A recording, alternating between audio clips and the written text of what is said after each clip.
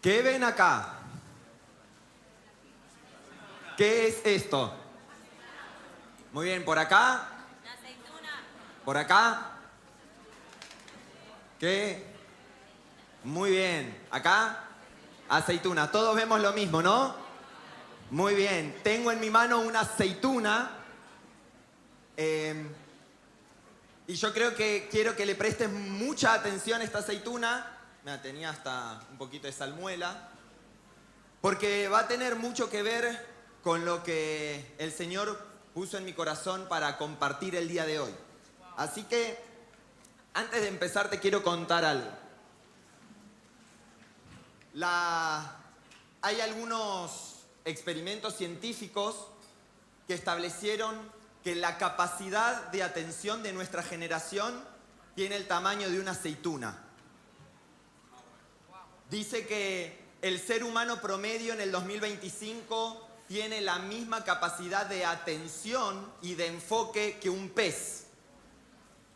Es decir, que no podemos mantener la atención más que 9 segundos.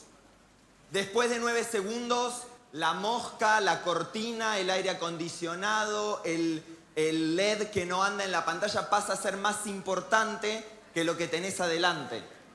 Es decir que tal vez por las redes sociales, por la exposición a las pantallas y por la cultura de la gratificación instantánea, todo tiene que pasar rápido y en el momento.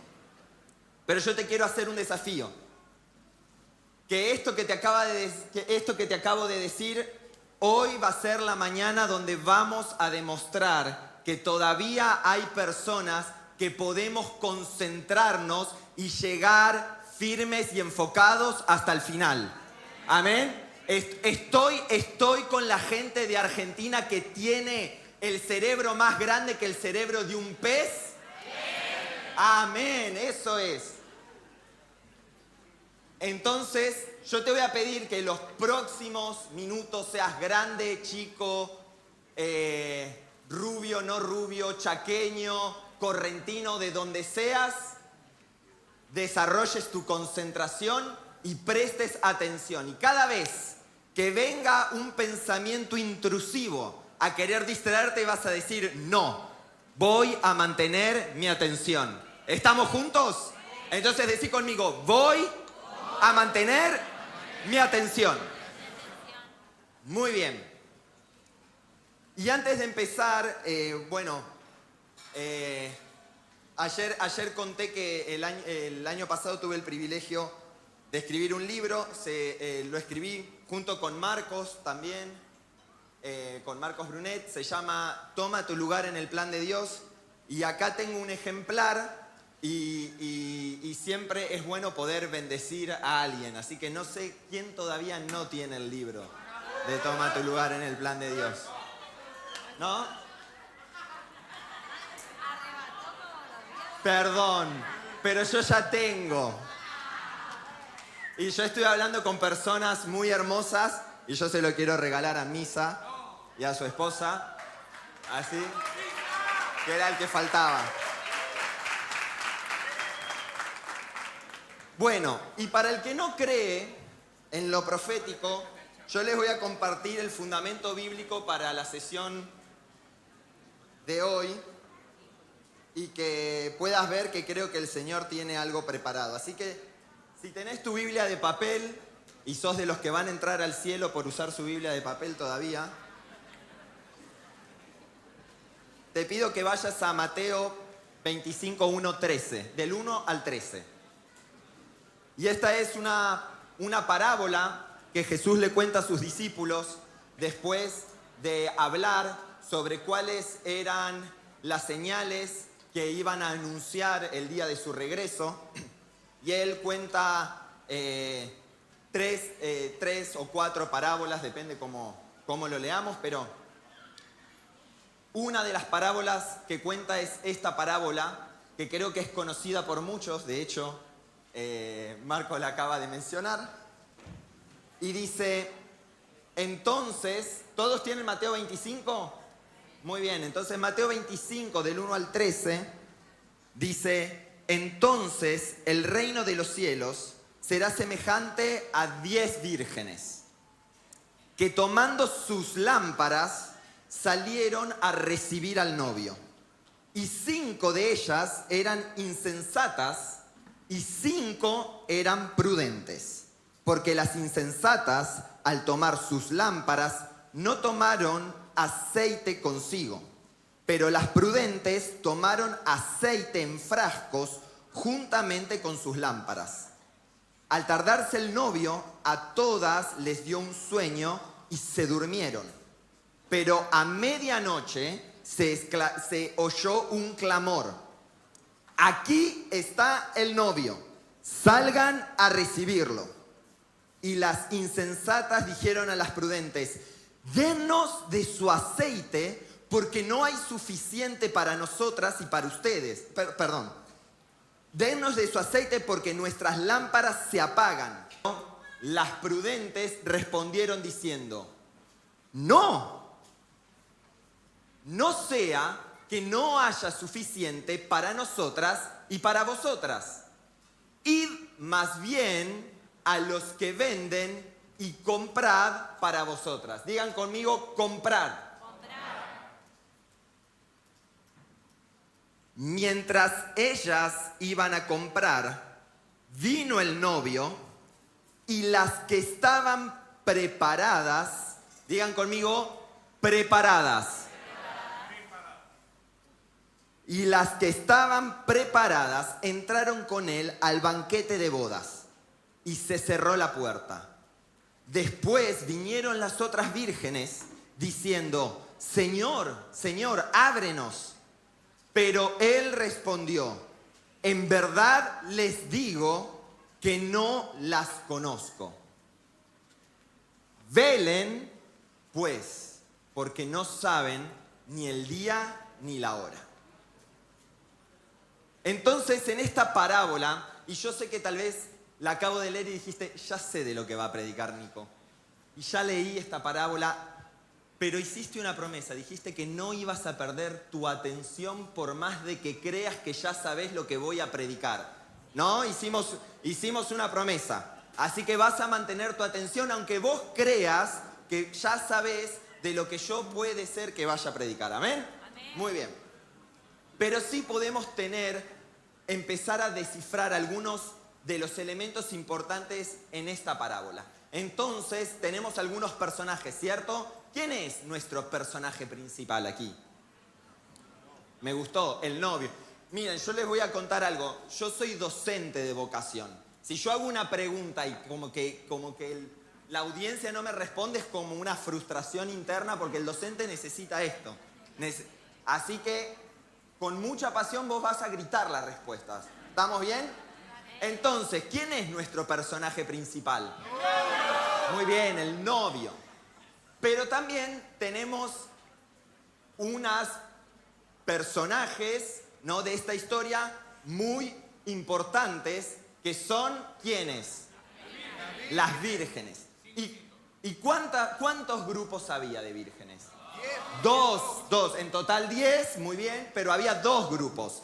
5 en un grupo y 5 en otro grupo, ¿no?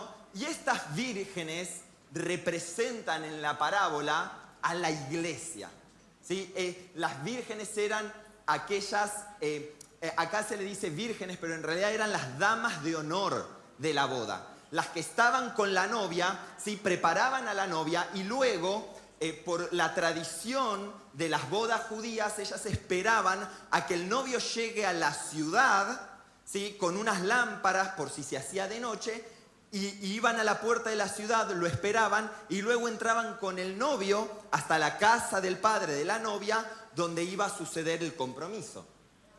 Pero entonces, en estos 2 grupos vemos tal vez 2 clases de iglesia, ¿no? ¿Cuál era la gran diferencia en estos 2 grupos? Una, ¿cómo estaban? Preparadas. Y las otras no estaban preparadas. Entonces, lo que quiero compartirles hoy es que la iglesia gloriosa que está preparada para la última hora es aquella iglesia que está preparada para la última gota. Entonces lo voy a volver a decir. La iglesia gloriosa que está preparada para la última hora, cuando llega el novio, es la iglesia que está preparada para la última gota. Y ese es el título. Si estás escribiendo tus notas, en la enseñanza de hoy yo le puse hasta la última gota. ¿Y qué era? ¿Por qué había 5 que estaban preparadas y 5 que no? ¿Qué tenían las preparadas que no tenían las otras? Aceite. Muy bien, aceite extra.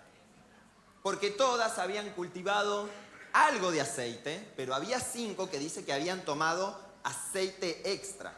Entonces, cuando hablo de que es hasta la última gota, significa que la iglesia gloriosa no solo es aquella que tiene aceite, sino la que tiene aceite extra.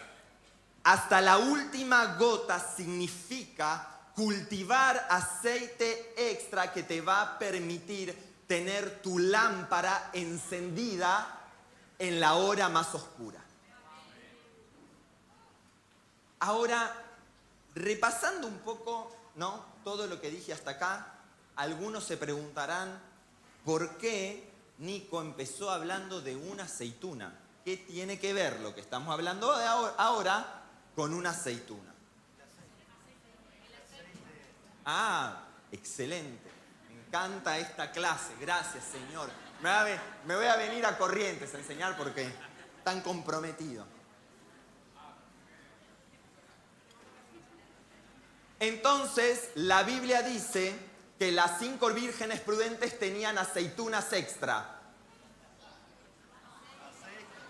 Ah, están atentos, muy bien. Ninguna tenía aceitunas extra. ¿Qué tenían extra? Aceite que proviene del fruto de un árbol que es el olivo, que ese fruto es la aceituna, pero no era aceitunas lo que guardaron en los frasquitos, era aceite. Y eso nos habla mucho, porque ¿saben una cosa?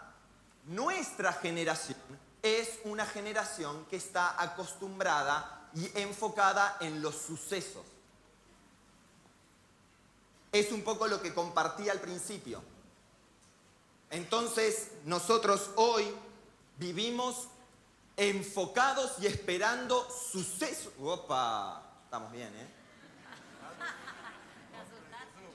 Me pegué un julepe y dije, se va la jarra, la mesa, las naranjas. Primera y última vez que Nico venía a Voz que Clama a predicar después del desastre. Voy a contar una interna.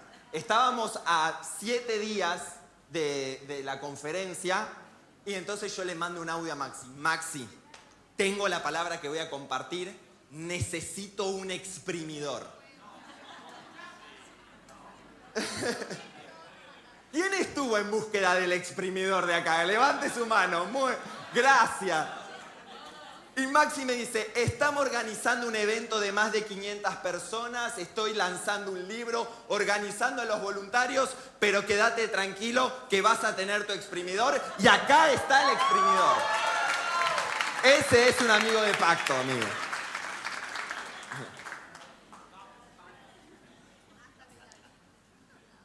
Pero nuestra generación no está acostumbrada a vivir de sucesos.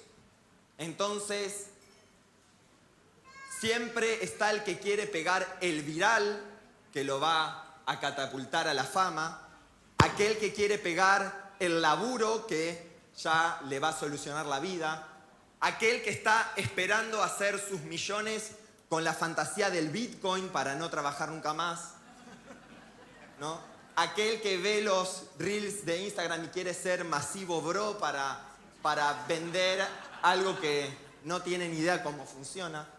Estamos llenos de sucesos.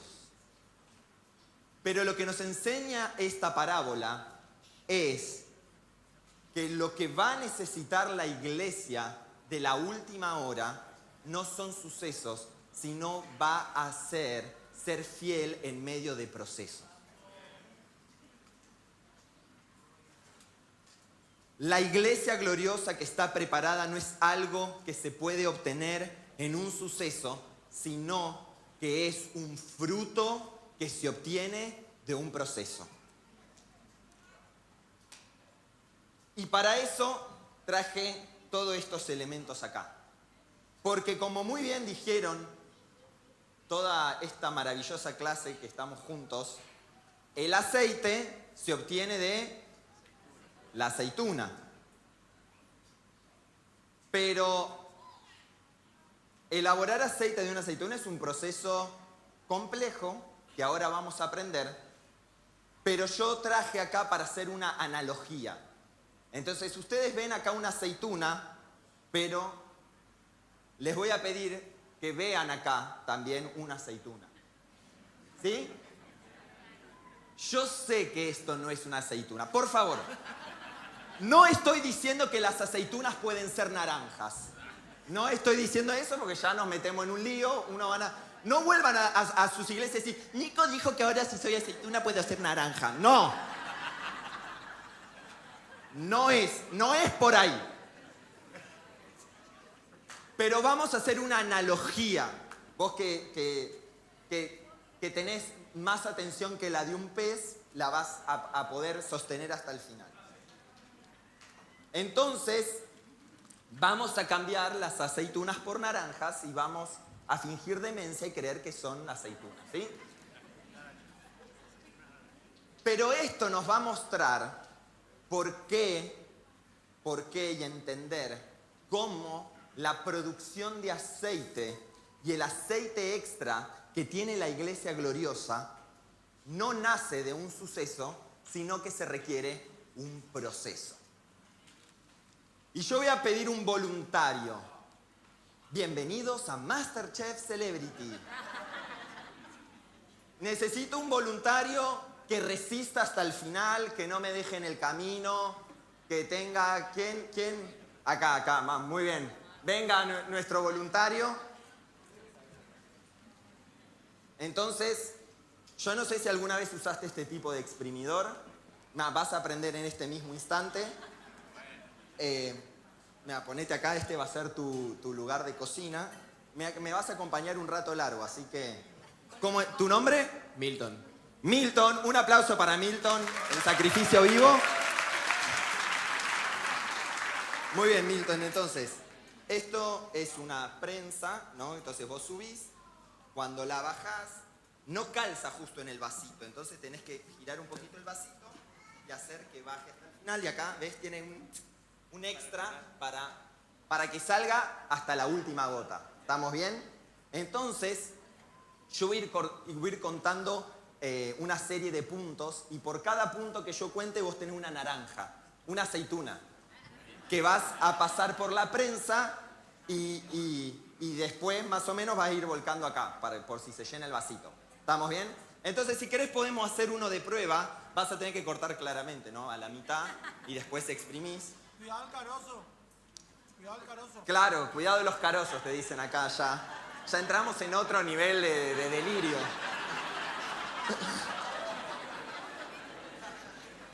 Maxi, no estoy ni en la introducción de la prédica, esto es un problema. Entonces, ¿estamos bien? Muy bien. Milton va a probar. Podés probar con la primera mitad, a ver si exprimís. Estamos todos... Claro, y ahí vas a tener que girar un poquito. Vamos a estar en un problema. Vamos, Milton. ¿Qué? Dale, Milton. Ahí. Muy bien.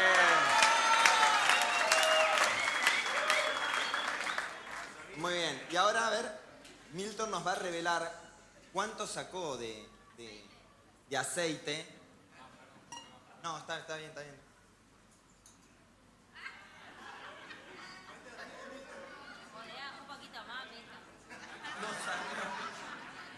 Pero esa todavía no dio hasta la última gota, ¿eh? Le falta ahí.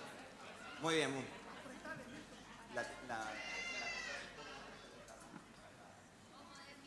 Muy bien. Entonces, yo les quiero contar cómo se producía el aceite en una productora de aceite del siglo I, aproximadamente de la época de Jesús.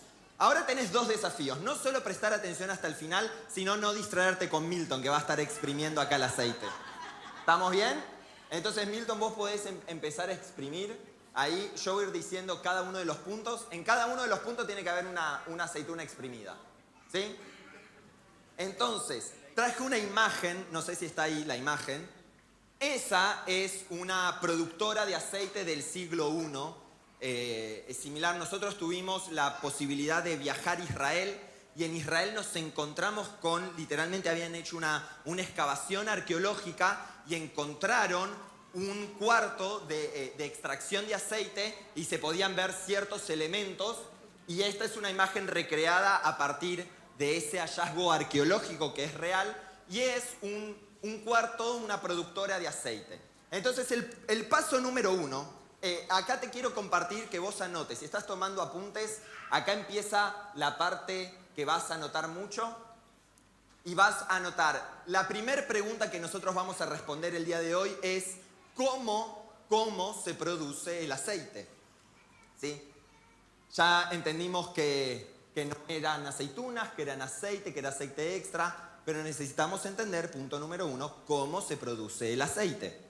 Entonces, el primer paso para producir el aceite, anotá, paso número 1, dice triturar las aceitunas en una piedra de molino.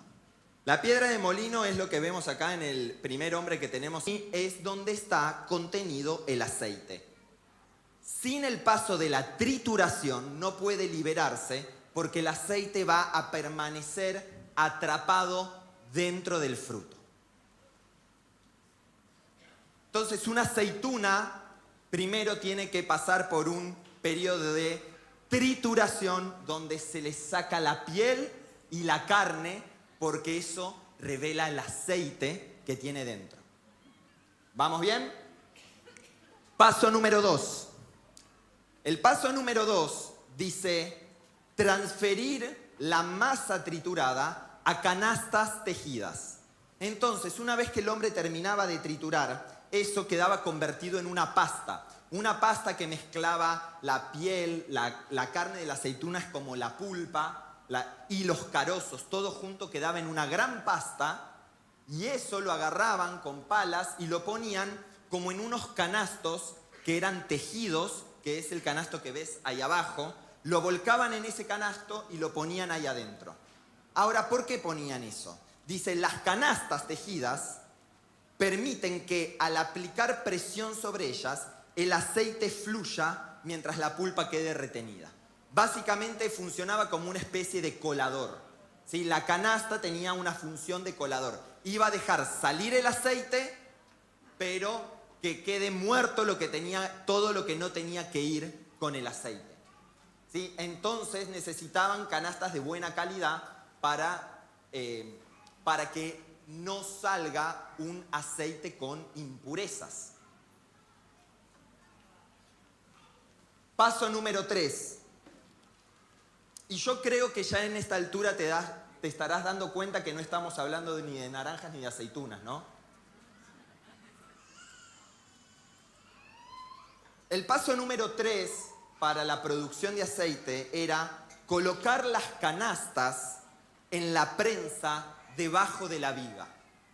Entonces, ven ahí, ese palo largo es una viga y el hombre, el del fondo, está poniendo las canastas y apilaban las canastas y apoyaban así la viga por arriba. Y eso era una presión que se le aplicaba a las canastas y eso hacía que entonces las canastas haga y saque el aceite. Pero eso no terminaba ahí, porque los productores de aceite se daban cuenta que aún quedaba todavía aceite adentro de esa pulpa. Entonces, el paso número 4 decía que el sistema que nosotros vemos acá en la punta era un mecanismo de prensa con un tornillo, parecido a lo que vemos ahí, que aplicaba fuerza y peso sobre las canastas. Entonces dice que el tornillo y el peso generan una presión tan intensa y constante que finalmente se separa por completo el aceite de la pulpa y el agua. Y sin este paso no se obtendría aceite puro y de buena calidad. Y déjame decirte una cosa. Dios no está comprometido con una iglesia de calidad mediocre. De hecho, la iglesia no es made in China.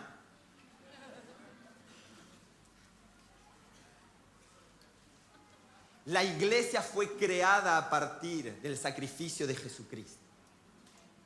Fuimos concebidos en lo más íntimo de su corazón. Es made in los cielos, la iglesia gloriosa. Entonces, estos 4 pasos se resumen en un gran conjunto, que es que para que haya aceite de buena calidad y de pureza, se necesita un proceso y no cualquier proceso. Se necesita un proceso de trituración y de presión. ¿Me escuchaste bien? El aceite de buena calidad y pureza solo se obtiene con un proceso de trituración y de presión. El aceite de buena calidad y de pureza solo se obtiene con un proceso de trituración y de presión. Si no hay trituración y no hay presión, no hay aceite puro extra. Ahora,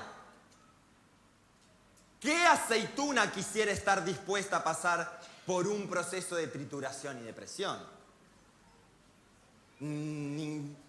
Iba a decir nadie, pero en realidad estamos hablando de aceitunas, así que ninguna aceituna. Porque nadie quiere que su piel sea desgarrada y su carne sea triturada, ¿no? Nos gusta convivir con nuestro pecado a veces. Nos gusta sentirnos cómodos, que nadie nos exponga.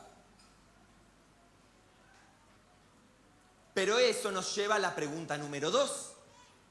Porque en la Biblia, en la parábola de las 10 vírgenes, el aceite extra es un elemento fundamental. ¿Esta es la última?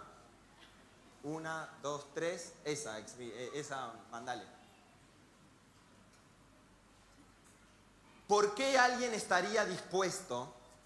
¿O por qué en la Biblia el aceite es tan importante? Y esa es la pregunta número 2 de esta enseñanza. La primera fue cómo se produce el aceite puro y de buena calidad. Y la pregunta número 2 es ¿por qué es tan importante la producción de aceite en la Biblia?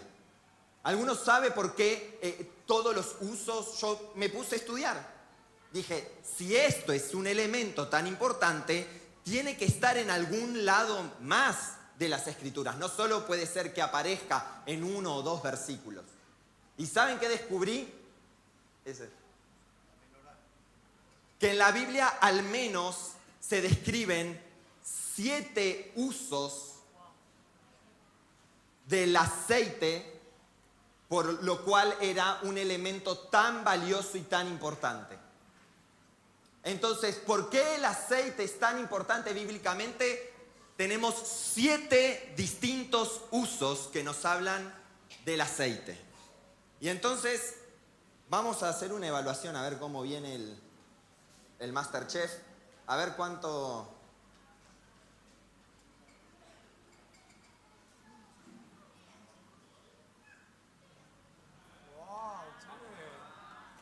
Bueno, mejor, ¿no, Milton?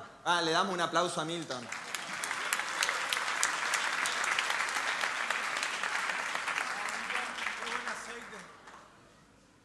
Pero es necesario dar hasta la última gota.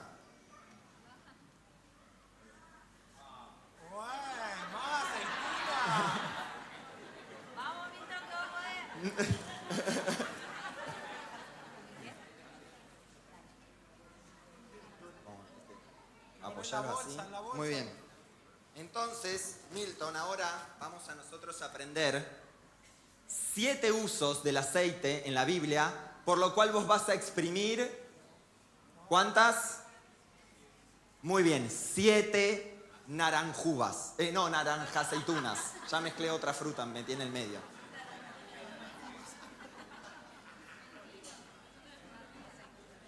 ¿Por qué el aceite es tan importante en la Biblia? Punto número 1.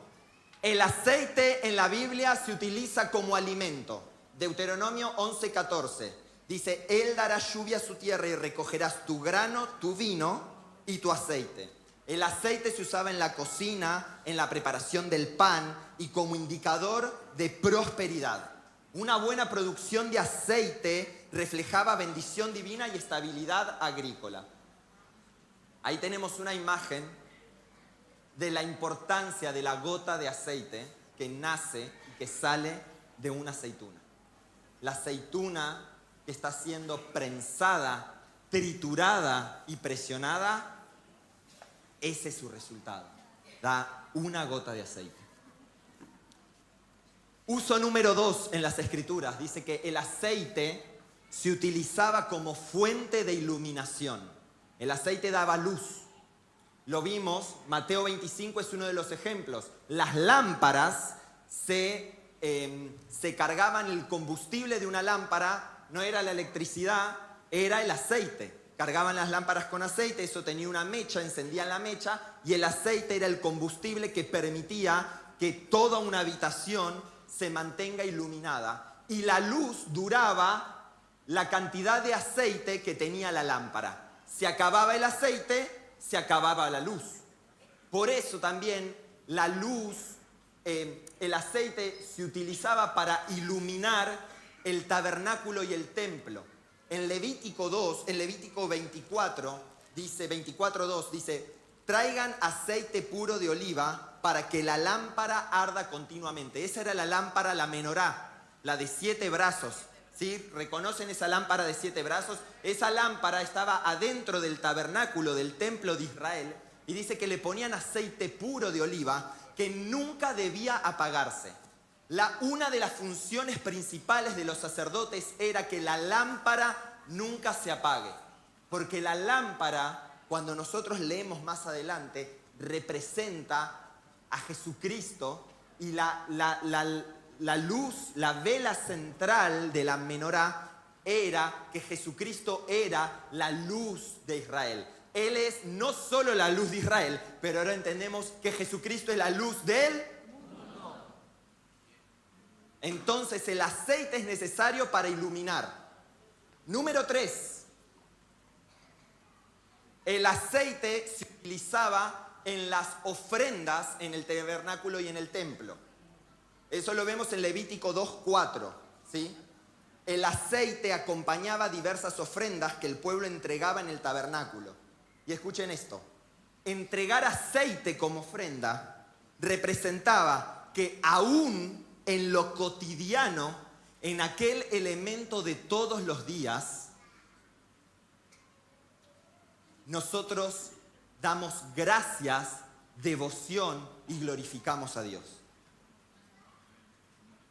En aún esas cosas que parecen completamente cotidianas, como haber abierto los ojos, dormir en una cama, tener comida para comer, poder estar acá sentados, de hecho, no ser perseguidos por nuestra fe, poder tener acceso a la palabra de Dios. Aún en lo cotidiano, Jesús es digno de nuestro agradecimiento. Punto número 4. El aceite se utilizaba como medicina y sanidad espiritual. El aceite, tanto en el Antiguo Testamento como en el Nuevo Testamento, nosotros vemos, por ejemplo, en Lucas 10, la parábola de buen samaritano, dice que el buen samaritano, dice, ungió las heridas de aquella persona que estaba, del judío lastimado, con aceite, lo vendó y lo curó. Y luego en Marcos 6:13, dice que los discípulos ungían a los enfermos con aceite y muchos se sanaban. El aceite era un símbolo de restauración, de medicina, se usaba para curar, se usaba para restaurar lo que estaba herido, se usaba para sacar impurezas y traer pureza.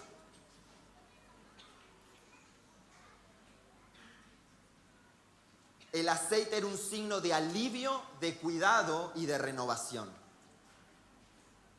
mostrando cómo Dios obra de manera integral sobre todo nuestro ser, espíritu, alma y cuerpo. Punto número 5. El aceite era un símbolo de gozo y de bendición. Salmos 45:7 dice: Dios, tu Dios, te ha ungido con óleo de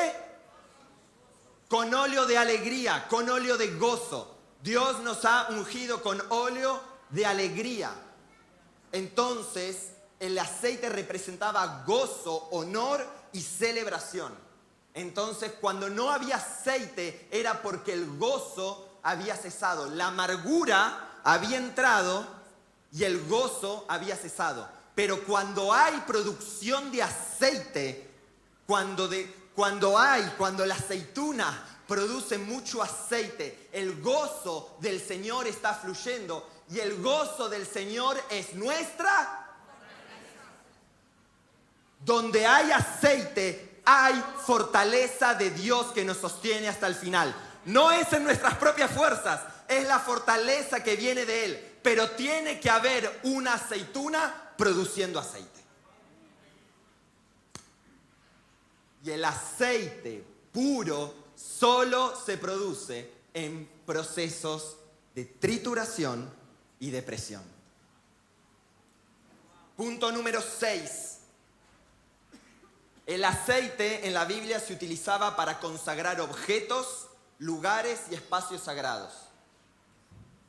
Dice que Jacob, cuando durmió sobre la piedra y tuvo un encuentro con el Señor, que se abrió el cielo, él derramó aceite sobre esa piedra, declarando de una forma de decir: este espacio no es humano, este espacio realmente le pertenece a Dios. Entonces, el aceite se usaba para marcar, separar utensilios que se usaban en el templo, que no se podían usar para otras cosas porque estaban apartados para una tarea especial.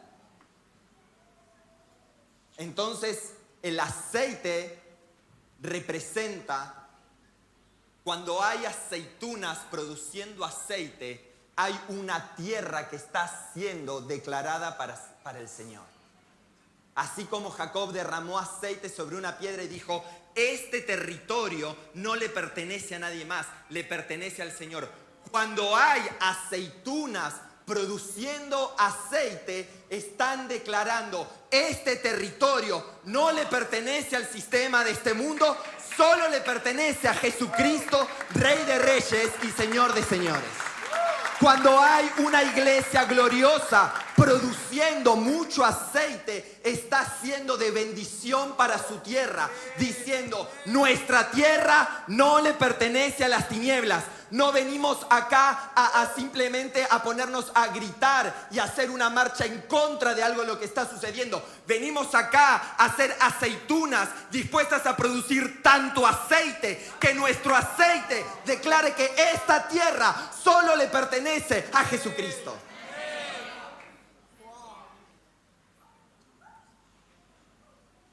Y el punto número 7 y último punto, dice: el aceite se utilizaba para la unción de personas y el empoderamiento del Espíritu Santo.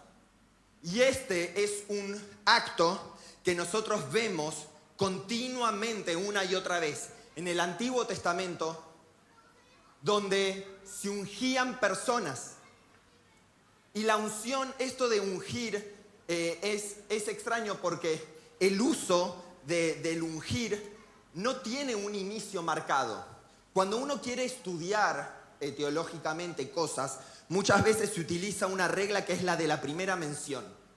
uno va a la Biblia y busca la primera vez que se mencionó tal palabra, la primera vez que se hizo tal acto, porque eso marca un patrón bíblico, ¿sí? Pero con la unción sucede que no está claro la primera vez, que pareciera como que tanto Jacob, Abraham, ya era algo, una práctica que tenían ellos incorporado culturalmente, esto de ungir. Pero lo que sí se puede ver es que incluso el concepto de la unción no es algo que solo lo encontramos entre los profetas o los sacerdotes. El concepto de la unción dice que retrocede hasta el mismo momento que Dios está creando el Edén. En el Edén dice que brotaba de la tierra un río y de esos ríos salían 4 ríos. Y ese concepto de brotar de la tierra era el mismo concepto que los sacerdotes del antiguo Israel utilizaban para ungir a alguien.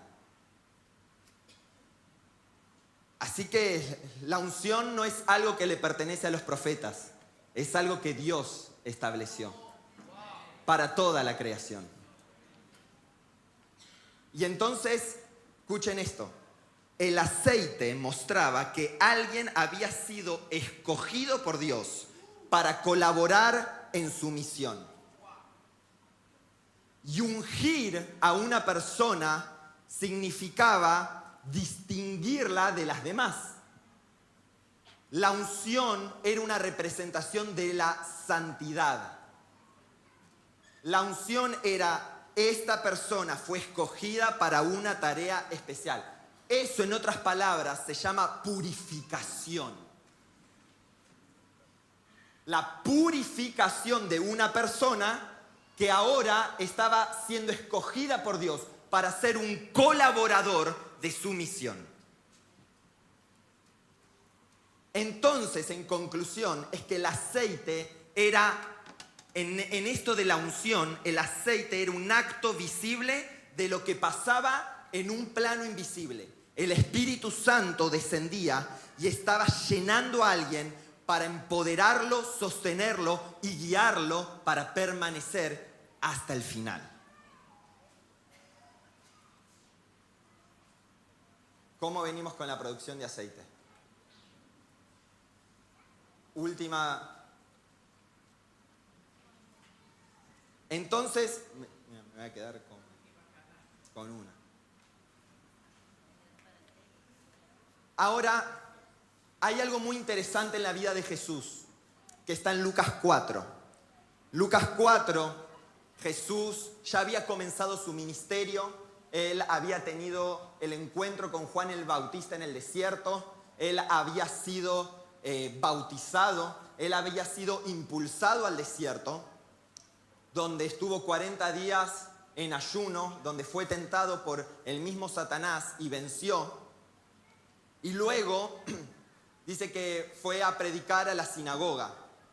Y dice, Jesús se levanta y lee los rollos y lee un pasaje del profeta Isaías, que lo encontramos en Isaías 61. Pero en Lucas 4 dice que Jesús se levantó y él dijo, el Espíritu del Señor está sobre mí porque me ha para anunciar el evangelio a los pobres, me ha enviado para proclamar libertad a los cautivos y la recuperación de la vista a los ciegos, para poner en libertad a los oprimidos, para proclamar el año favorable del Señor. Dice, cerrando el libro, lo devolvió al asistente y se sentó. Y los ojos de todos en la sinagoga estaban fijos en él. Y Jesús dijo, hoy se ha cumplido esta escritura. Ahora, hay dos cosas, o muchas cosas, que nos tienen que llamar la atención de este pasaje. ¿Cómo viene ese aceite? ¿Esta es la última? Muy bien, dale más.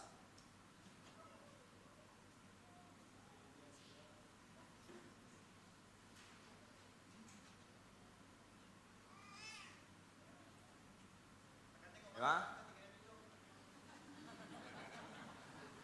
bien. Entonces ahora Milton nos va a dar un grito que va a decir terminado.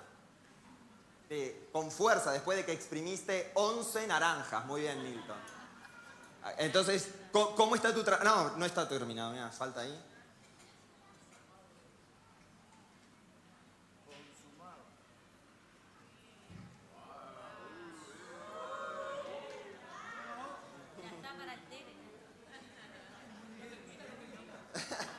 ¿Cuánta producción? Entonces, ¿cómo está, Milton, tu trabajo? Terminado. Terminado.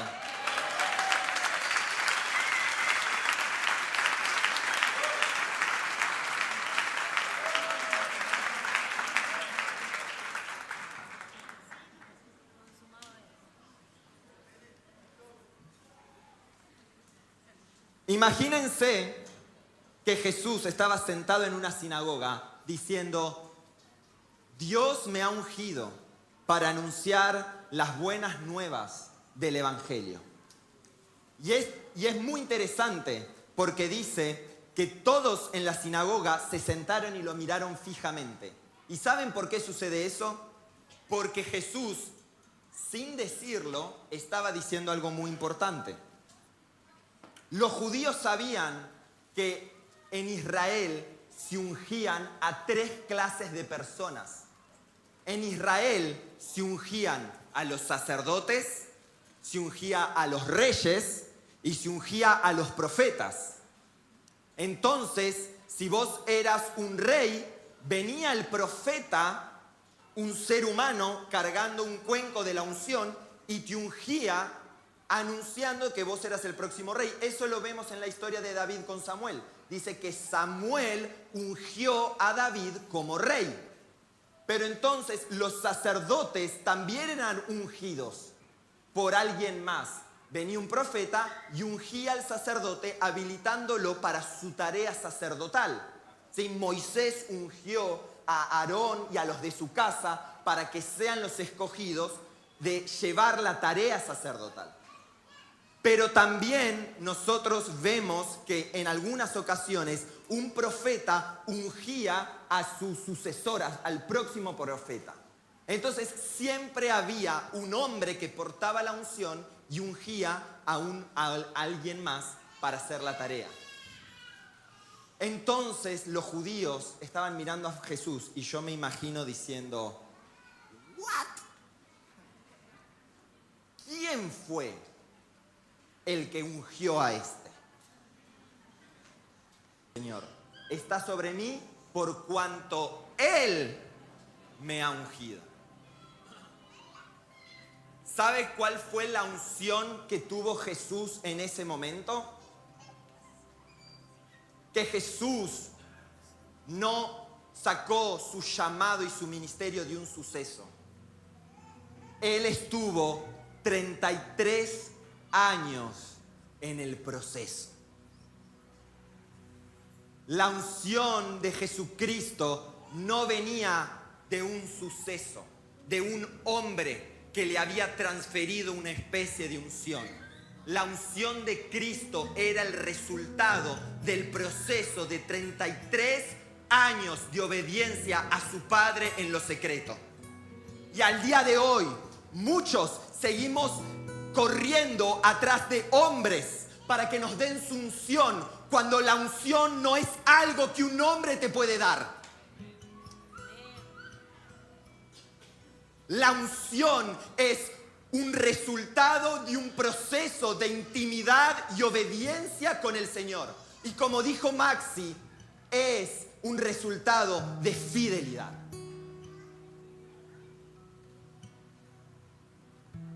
La unción no es un suceso. La unción que mantiene tu lámpara encendida en la carrera de la fe solo nace de procesos con Dios. La unción es lo que resulta de tus procesos con el Señor. Entonces, todo esto nos muestra algo elemental, que la producción de aceite en la Biblia es fundamental. De hecho, para los Masivo Bro, si vos hubieses vivido en el siglo I, yo te hubiese hecho un TikTok y un reel de Instagram diciéndote que te pongas un emprendimiento de aceite. Porque los productores de aceite la juntaban en pala. Se usaba para un montón de cosas. El aceite era elemental. En ninguna casa podía faltar aceite. De hecho, es lo único que le quedaba a la viuda. Un poco de harina, un poco de aceite. Siempre teníamos que tener aceite.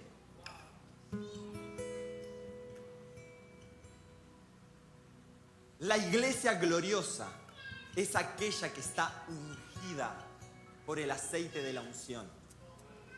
¿Sabías por qué? Porque el aceite purifica. La única manera de convertirnos en esa iglesia, como dice Efesios 5, una iglesia pura y sin mancha, una iglesia vestida de lino fino, blanco y resplandeciente. Lo que purifica la iglesia es el aceite de la unción que nace de aceitunas trituradas y presionadas. Y déjame decirte algo, es muy lindo cuando nosotros cantamos: tu unción fluya en mí, que el poder de tu espíritu, ¿no? Ahora yo quiero que pienses, cada vez que cantaste tu unción fluya en mí, si estabas pensando en una aceituna procesada, triturada y presionada. Porque la unción no es algo que recibes de los hombres, es un fruto que nace de tus procesos con Dios.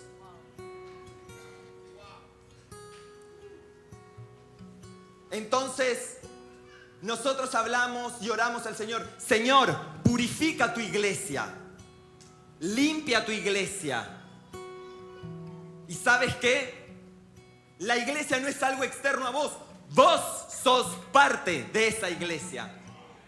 Vos sos parte, sos una de esas aceitunas que conforman la iglesia.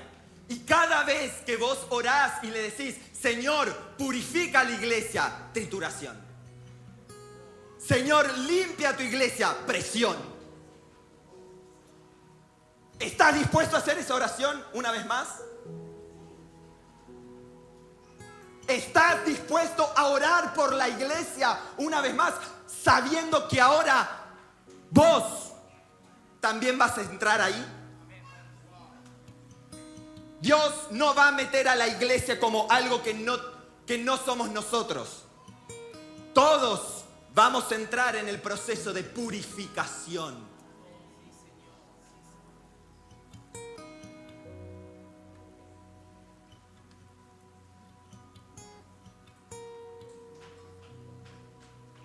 Porque cada uno de nosotros puede ser una aceituna muy bonita. Pero déjame decirte una cosa: Dios no está interesado en tu aceituna, Dios quiere tu aceite.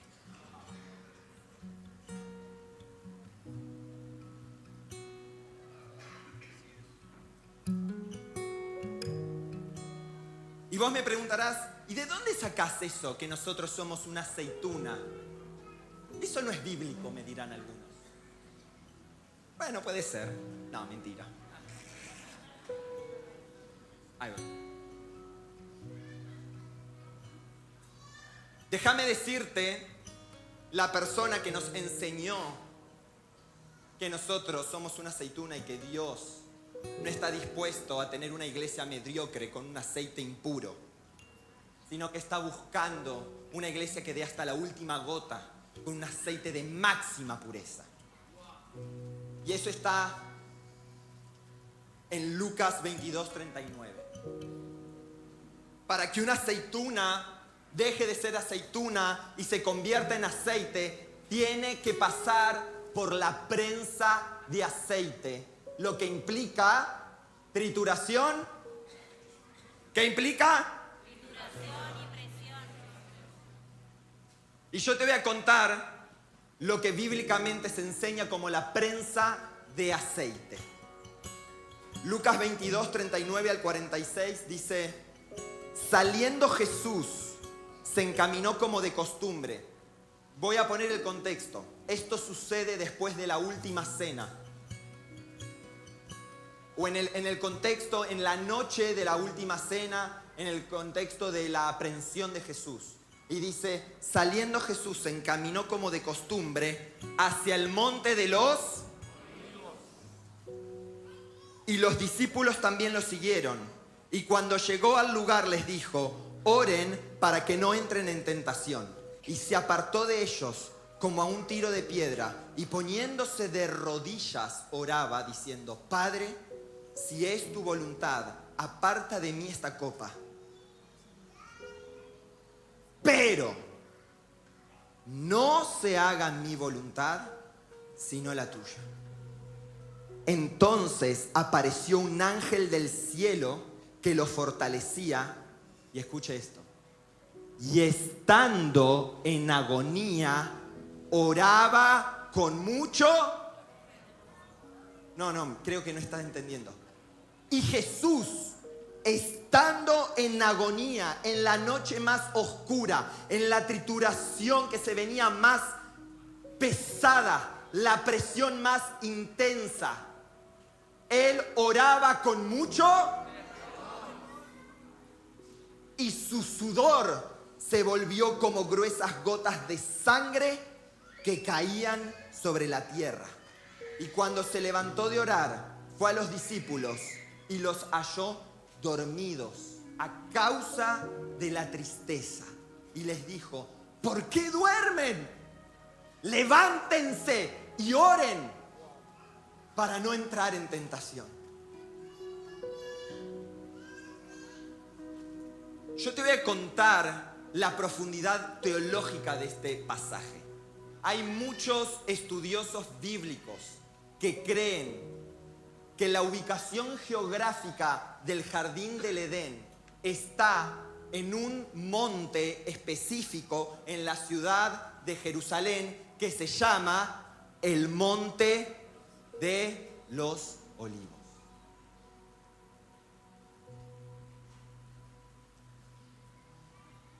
La primera unción que brotó de la tierra fue en Edén. Y el primer Adán rechazó la unción y no quiso ser procesado. Eligió el camino fácil y el camino corto. Pero en el Monte de los Olivos. ¿Y saben una cosa? ¿Alguien sabe cómo se llama el huerto en donde estaba Jesús en ese momento? La palabra Getsemaní literalmente significa prensa de aceite. ¿Todavía crees que vos no sos una aceituna llamado a la prensa de aceite? La persona a la que le dices amado Señor Salvador, él sí se consideró una aceituna y él sí caminó hacia la prensa de aceite. Y la prensa de aceite de Jesucristo se vio así.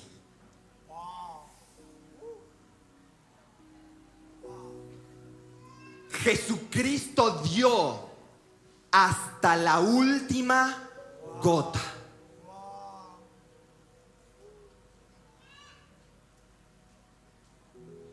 ¿Y saben lo que arde en mi corazón? Que muchos de nosotros hablamos con el Señor y le decimos: Señor, ¿por qué este proceso no se termina? ¿Por qué todavía no veo la victoria? ¿Por qué me cuesta tanto este perdón? ¿Por qué todavía no puedo superar esta amargura? Y yo te vengo a decir que el Señor todavía ve unción que tiene que salir de adentro tuyo. Todavía hay cosas que Él quiere sacar de tu corazón. Todavía hay más unción para fluir.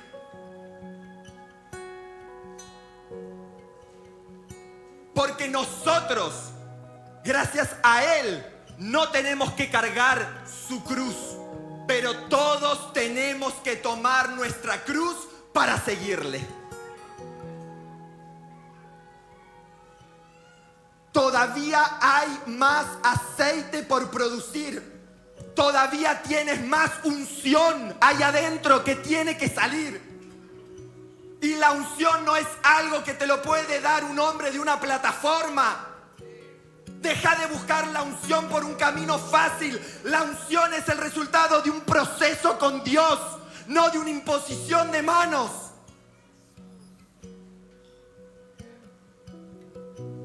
Quien te exija seguirlo para recibir su unción no es un predicador, es un estafador. La unción solo se produce en la prensa de aceite.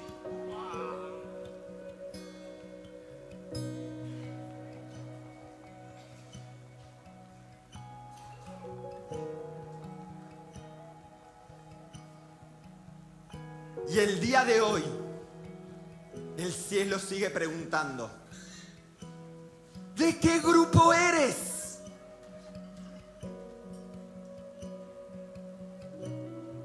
¿De qué grupo eres?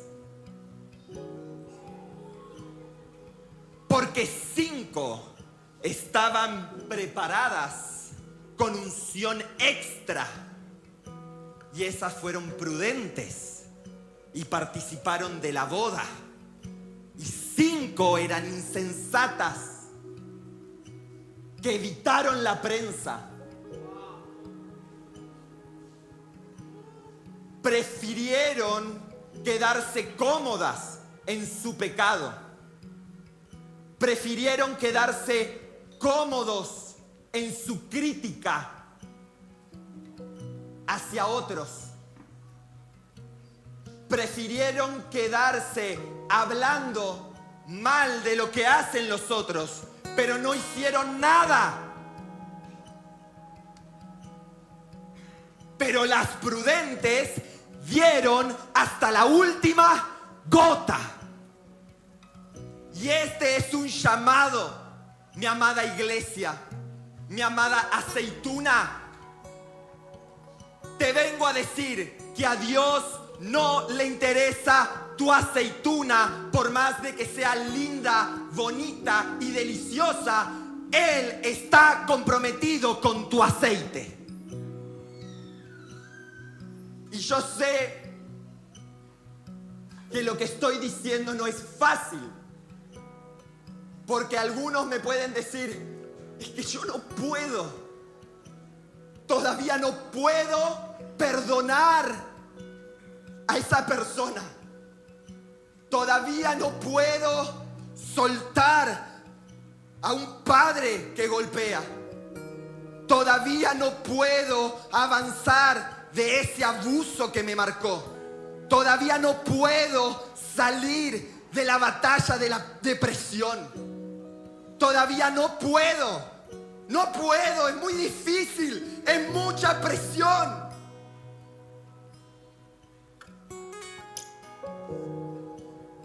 Yo no vengo a desestimar el nivel de presión, pero lo que sí te quiero decir es que tenemos un modelo.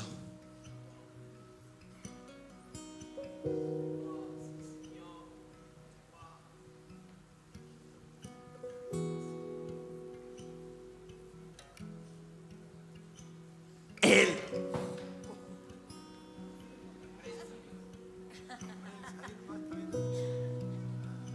No aguantó.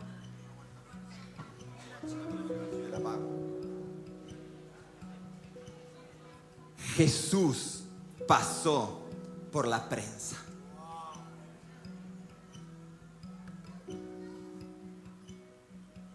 No vengo a llamar fácil a tu proceso de prensa.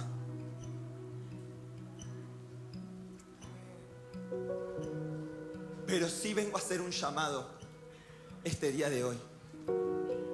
Porque nuestro modelo nos enseñó cómo atravesar la prensa. creo que el Señor está llamando a algunos a tomar decisiones radicales en esta mañana. ¿Y sabes qué es una decisión radical? Reconocer que vos no podés, pero que necesitas sacar la tibieza espiritual de tu vida. Reconocer que hasta ahora estuviste cómodo escondiendo un pecado. Reconocer que hasta ahora te sentiste cómodo comparándote con las iglesias de tu ciudad y hablando mal de otros hermanos. Reconociendo que adentro nuestro hay una sustancia tóxica que se llama pecado.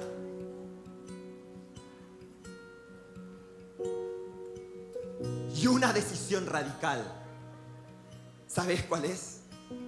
La que hizo Jesucristo cuando Él pasó por su prensa de aceite. Jesús en el Getsemaní, Él podría haberse quejado, pero dice que en medio de su agonía, Él oró con fervor. ¿Saben qué salió de Jesús en medio de la prensa de aceite? Algo que se llama adoración. ¿Sabes cómo estás sabiendo si estás produciendo unción en medio de tu trituración y en medio de tu presión? Si de tu corazón sale adoración al Señor. ¿Y saben qué hizo Jesús? Él no miró su prensa de aceite como un artefacto de tortura. Él lo miró como un instrumento productor de unción. Y yo te vengo a decir en esta mañana que tal vez es momento de que veas a esa persona, a esa situación, a ese pasado, a esa condición, no como una tortura, pero como el elemento productor de tu unción. Porque todos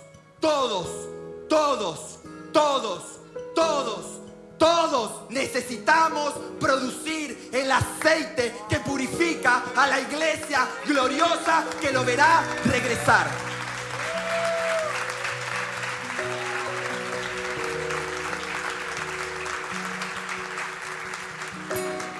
Y no se trata de tu proceso, a fin de cuentas.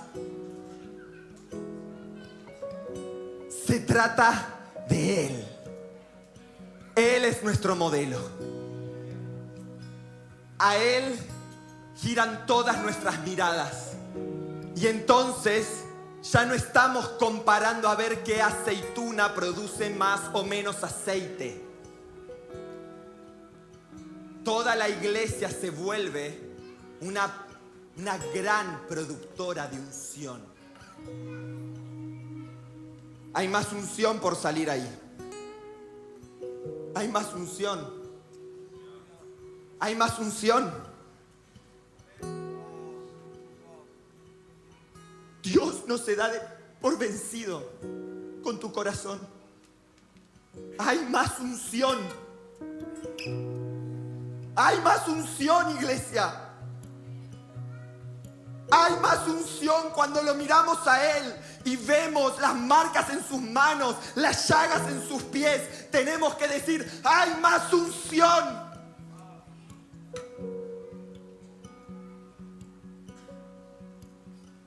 Y necesitamos convertir este lugar en un frasco de aceite que le dé honra y gloria a Él, que unja sus pies. Necesitamos adorar en el medio de la prensa de aceite, porque es la única manera que vamos a dar hasta la última gota. Y si hoy tienes que tomar una decisión, si algo tiene que salir de tu corazón, hoy es el día. Hoy es el día si tenés que confesar un pecado. Hoy es el día si tenés que perdonar a alguien. Hoy es el día para que tu unción llegue a una nueva medida de unción. Esta es la mañana. Y no estás solo. Te vengo a decir que en esta jarra nadie puede decir cuál es el jugo que salió de la naranja número 3. Nadie puede decir cuál es el jugo que salió de la naranja número 6.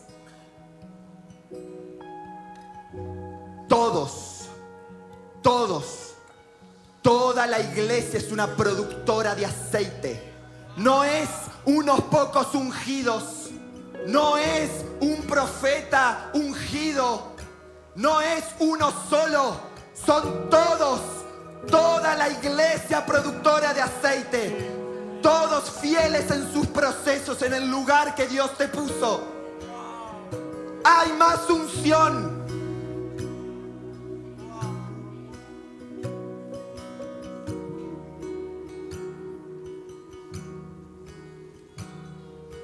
Y si estás en una prensa, yo te voy a pedir que te pongas de pie.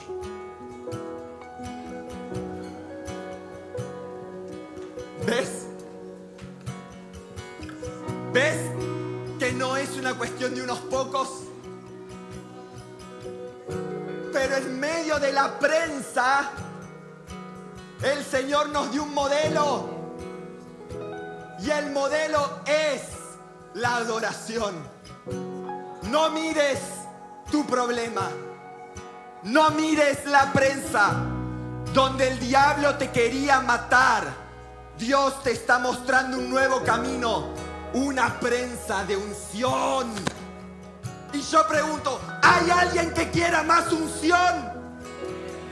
No, hay alguien que quiera la unción del Espíritu. Levanta tu voz, iglesia. Adora a Jesucristo. Hay más unción.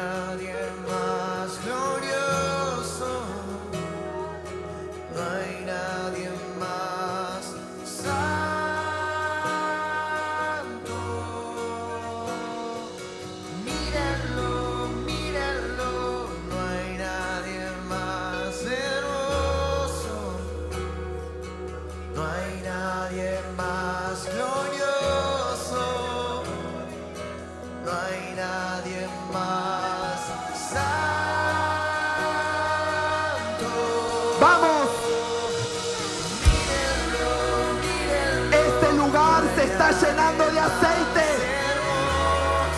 Este es su lugar. El piso se está llenando de aceite. Lo veo en mi espíritu.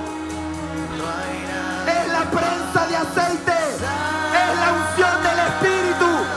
Empieza a subir. Empieza a subir. Vamos. Ahora el aceite está por los tobillos. Pero el aceite sube. Sube la unción. Más unción, Señor. Danos de tu unción en los procesos. No queremos sucesos. Queremos el proceso de la unción. Lámparas encendidas. No hay nadie más hermoso. No hay nadie más glorioso. Vamos, Jesucristo es digno de tu adoración.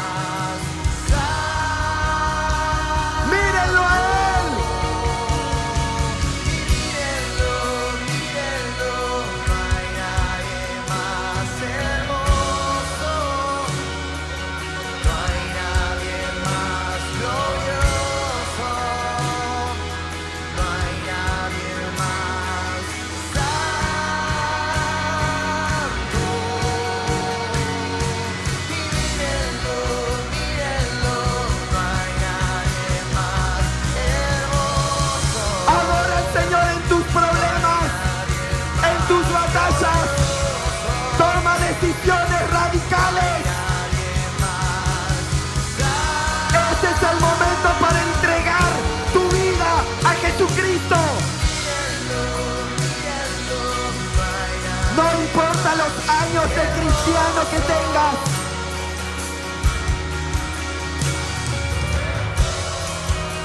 Este es el momento para entrar en la prensa de la unción. Y tú eres santo, santo, santo. Tú eres santo, santo, santo. Tú eres santo, santo, santo. Todas las naciones te verán. Santo, santo, santo. Tú eres santo, santo. Tú eres santo, santo, santo. Todas las naciones te verán. Mírenlo y mírenlo, mírenlo. No hay nadie más hermoso. No hay nadie más glorioso. No hay nadie más santo. Una iglesia procesada canta. Mírenlo, mírenlo.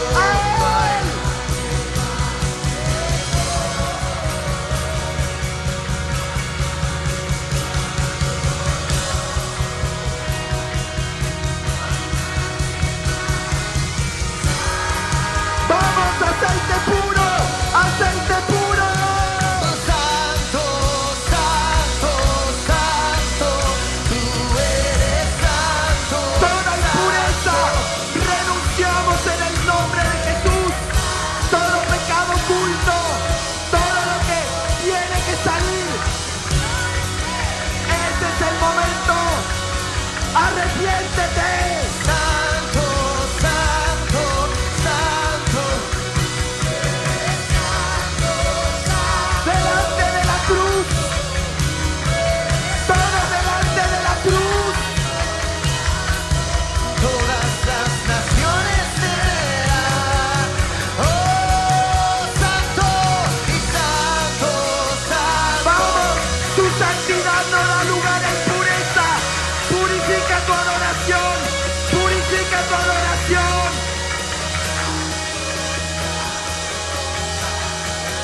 Todas las naciones te verán. Y santo, santo, santo. En medio del proceso, eres santo, eres santo. En medio de la prensa, eres santo, eres santo. Y todas las naciones, mírenlo. Y mírenlo, mírenlo. Y no hay nadie más hermoso.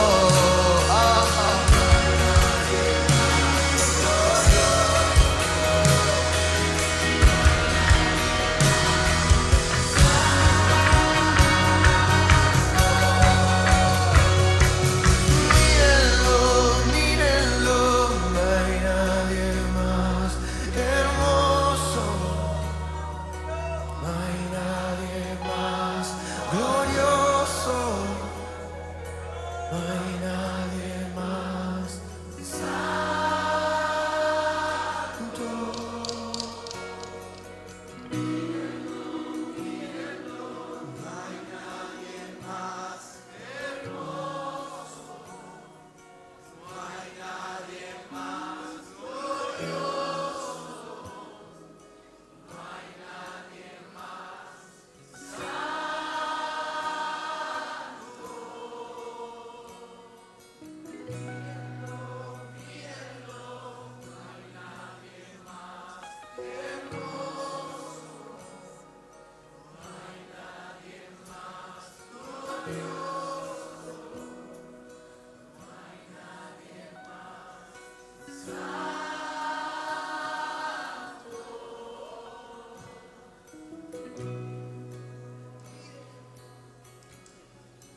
Escúchenme una cosa.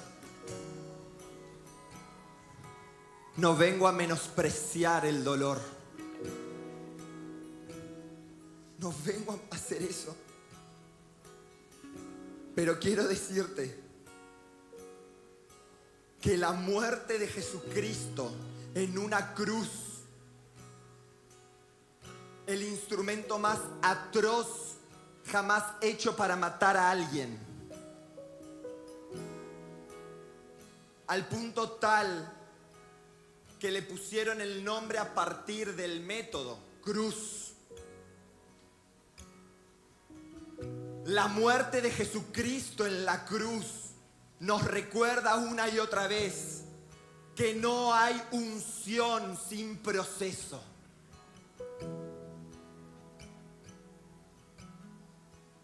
El Getsemaní de Jesús nos recuerda una y otra vez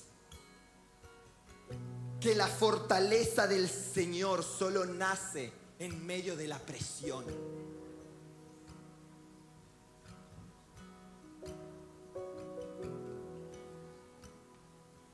Pero la historia no terminó en la cruz. Porque para todas aquellas aceitunas que están siendo procesadas en este lugar, de la misma manera que su muerte nos recuerda que no hay unción sin proceso, su resurrección nos afirma que no hay proceso sin recompensa.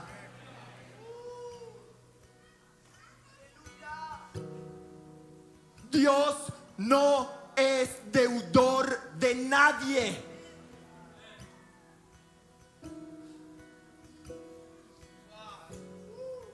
Y al tercer día, Jesucristo resucitó y salió de la tumba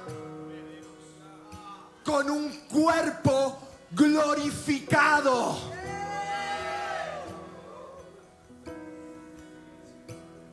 Por eso Pablo dice que esta leve y momentánea tribulación no se compara al mayor eterno peso de gloria que tenemos en Cristo Jesús.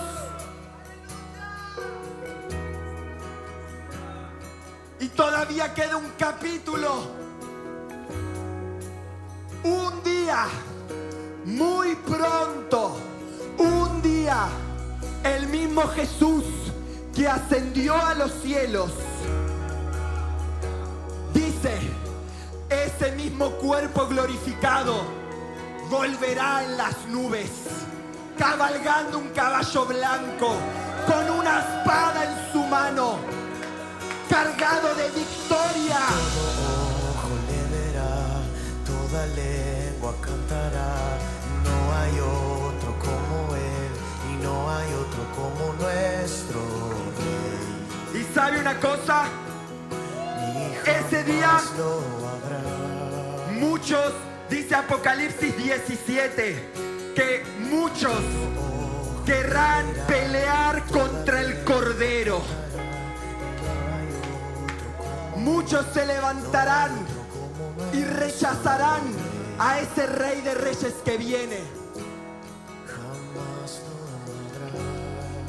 Pero la palabra dice que el Cordero los vencerá.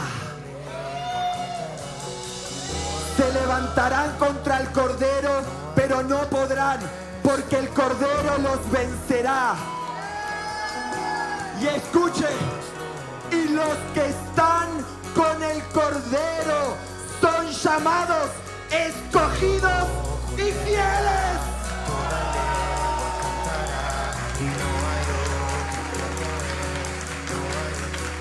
Los ungidos, escogidos. Ese día viene. Todo proceso, toda unción es porque un día nosotros no solo lo cantaremos, sino que lo veremos. Tu unción es porque lo vas a ver regresar.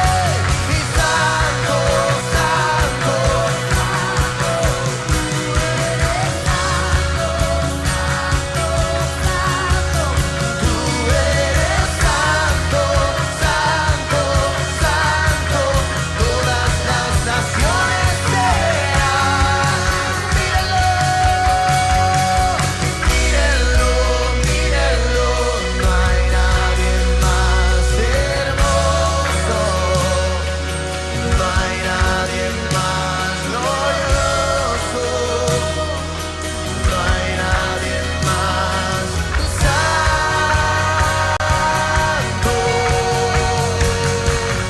Mírenlo, mírenlo, no hay nadie más hermoso, no hay nadie más glorioso, no hay nadie más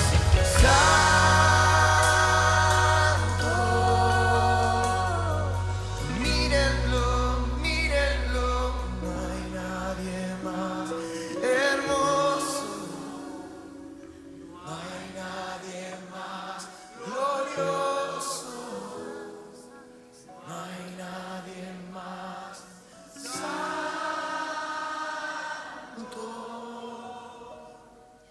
Mírenlo, mírenlo, no hay nadie más hermoso, no hay nadie más glorioso, no hay nadie más santo.